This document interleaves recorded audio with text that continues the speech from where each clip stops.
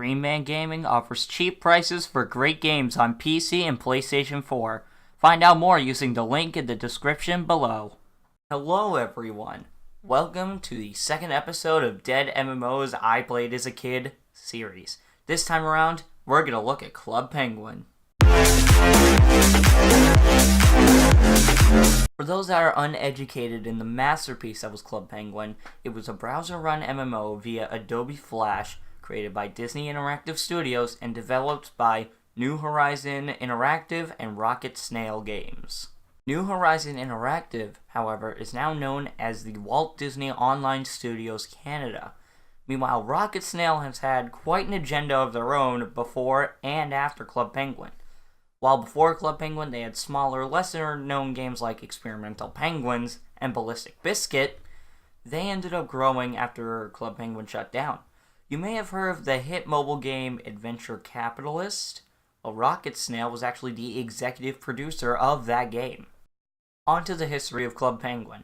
You may have noticed that one of Rocket Snail's earliest games was a game called Experimental Penguins. Believe it or not, that was actually Club Penguin's predecessor. Eventually that evolved into Penguin Chat, which later became, you guessed it, Toontown Online. Just kidding, it became Club Penguin. The other game I mentioned, Ballistic Biscuit, ended up being a mini-game in Club Penguin known as Hydro Hopper. On October 24th, 2005, the world was blessed with Club Penguin, and this game was incredibly fast to grow. On opening, Club Penguin had 15,000 users, which is pretty small for an MMO, but this was 2005. Want to guess how many there were by March of the year after? 1.4 million users.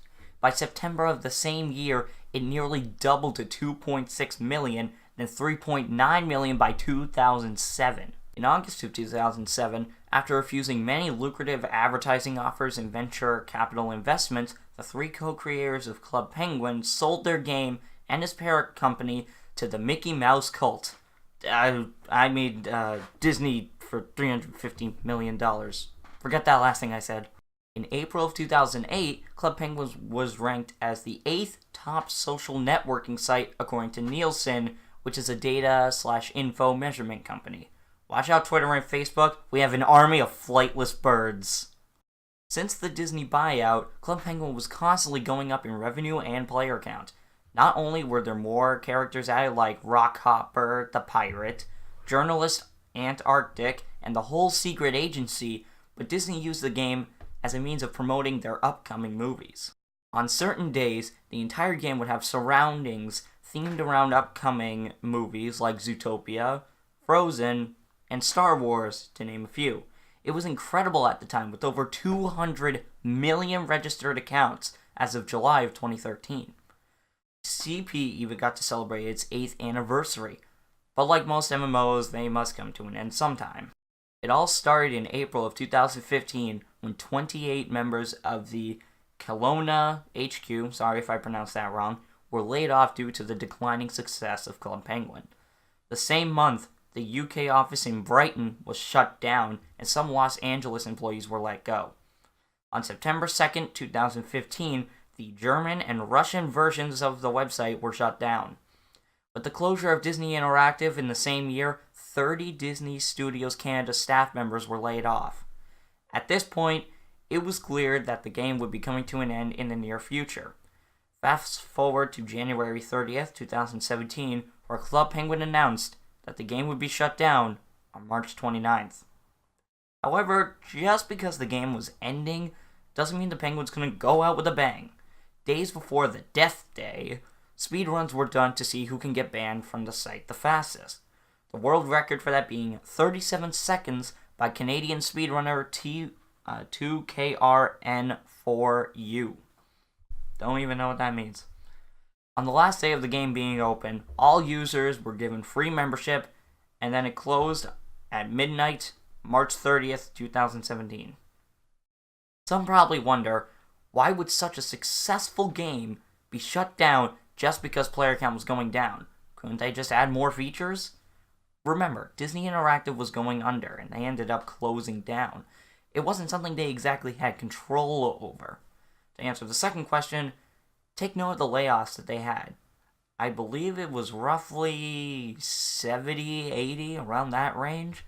And developing a game that ambitious with a smaller team would be quite difficult. That was a long history.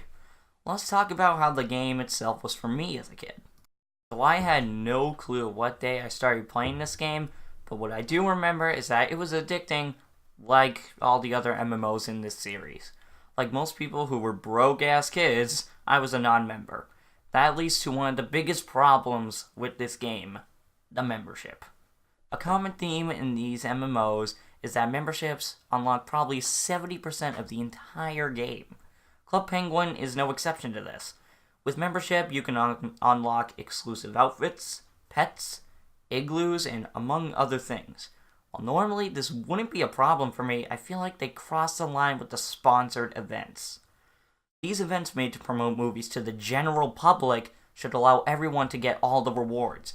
Instead, they have certain areas only members can go in and special prizes only for members. That, I believe, is a horrible incentive for membership and kind of cruel to those who either don't want to pay for membership or can't afford it. You'd think they'd take a page out of Toontown's book, but that's a video for another day, assuming you vote for it in the straw poll in the description. Aside from the membership blocking some of the game, I personally had a lot of fun with Club Penguin. My favorite thing to do was Card Jitsu. This game was a turn-based battle thing with 3 elements that work just like Pokemon. Each card has its own unique picture and number. If both of you use the same element, the highest number wins.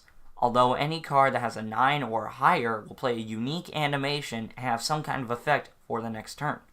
Not only that, but each element's dojo has its own version of Card Jitsu. Have you ever wanted a literal ball of fluff with eyes as a pet? And no, I do not mean cats. Let's talk Puffles. Puffles were exactly how I described them. Little fluff balls with eyes that help you find money. I know, really weird. Although, like every pet feature in the game, you have to keep it happy or it will die. Or as Club Penguin puts it, run away into the wild. Look, Disney, we all know what happened when I didn't feed my floof ball the loops. Again, membership gets in the way of this. As a non-member, you can only have a red or blue Puffle. Although if you're a member, you get access to the rest of the color spectrum and some limited edition Puffles like an alien or solid gold. Now that's what I call 24 karat magic.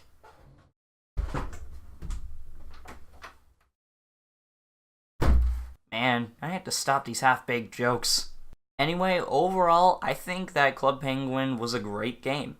At the time, it really managed to stand out for most MMOs since it was just some 2D flash game as opposed to an immersive 3D game with a massive world like the last video.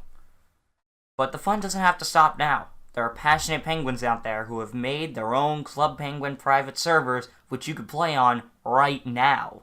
Thanks for watching my second episode of MMOs I Played as a Kid series. If you like this video and want to see more of my content, I encourage you to subscribe with notifications on. If you want to see me live, follow me on Twitch, also with notifications on. Link is in the description. Now that Club Penguin is off the list, which MMO do you want me to talk about next? There's a straw poll link at the top of the description, so go and vote.